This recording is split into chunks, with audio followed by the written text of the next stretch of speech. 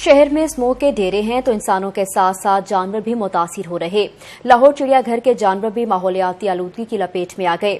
ہو یا جانور سبھی شکار، لاہور چڑیا گھر کے جانور بھی اسموگ کی زرد میں آ گئے۔ جانور مختلف بیماریوں کا شکار ہونے لگے۔ لاہور زو کی ویٹرنری آفیسر ڈاکٹر وردہ کے مطابق اسموگ کے باعث جانوروں میں بھی آنکھوں، سانس، ناک اور پھیپھڑوں کی بیماریاں جنم لے رہی ہیں، جس سے بچاؤ کے لیے جانور کی خوراک میں قوت مدافعت پیدا کرنے والی ادویات استعمال کی جا رہی ہیں۔ جس طرح کے انسان جو ہیں وہ اسموگ سے افیکٹ ہوتے ہیں، اسی طرح اینیملز بھی افیکٹ ہوتے ہیں، اور سائنس بھی اسی طرح کے ہیں کہ ان کے اپر ریسپیریٹری ٹریکٹ انفیکشن چانسز زیادہ ہوتے ہیں انفیکٹ ہونے کے۔